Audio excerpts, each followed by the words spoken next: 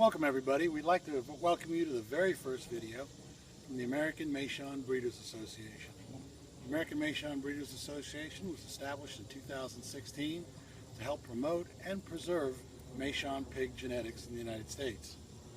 Today we're going to tell you a little bit about Meishan pigs, their history, and why they're so important in our preservation effort. Here we have Pink Lady. Pink Lady is a beautiful example of a Chinese Meishan pig doing exactly what Meishan pigs like to do best, which is sleep. Meishan pigs are from a region in China known as the Taihu region. It's so named because of a lake in that region. The Chinese have been domesticating pigs in that region for over 5,000 years. The Meishan may very well be one of, if not the oldest, heritage swine breed in the world. They are a medium-sized pig, growing from 350 to 400 pounds. I'd say Pink Lady here is about 400. Hey girl, how you doing? They're unique in that they are hyper-prolific. And what that means is they have very large litters.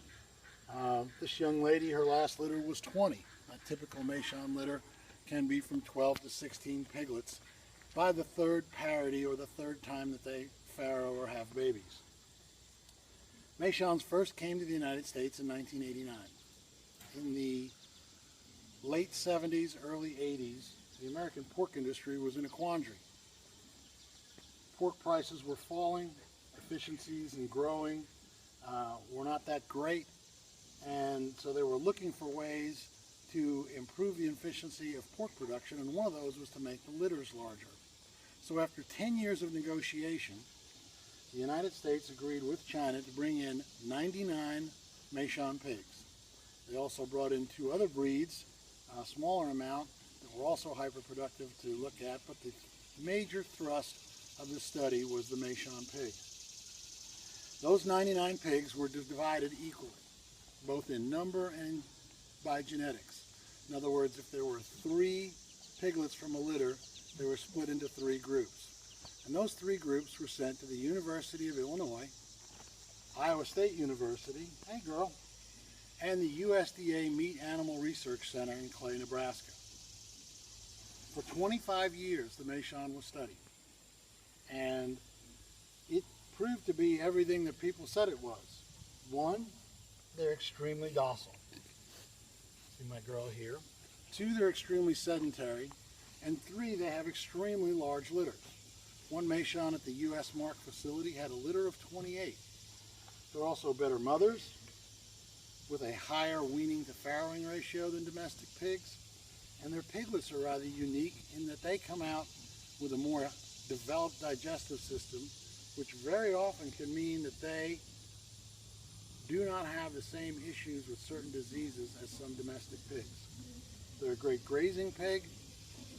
They have an extremely low environmental impact. If you look at over here on the pasture that we're on, this pasture currently has 8 Meishan pigs on it, and you don't see the rooting and destruction that you will typically see with domestic hogs. So these 3 groups of pigs were sent out to University of Iowa, Iowa State University, University of Illinois, and the USDA Meat Animal Research Center. And there they remained for 25 years, completely genetically isolated. No pigs were exchanged between the facilities. This created a very unique situation that was documented in 2014 in a special study done by a USDA geneticist by the name of Harvey Blackburn and several other geneticists. What they discovered was a situation known as genetic drift. That is when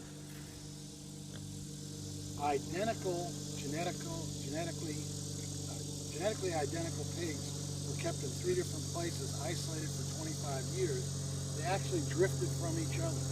So today the AMBA recognizes 3 distinct bloodlines within the Meishan pigs here in the United States. They are named after the University of Illinois, Iowa State, and USDA. Hey girl.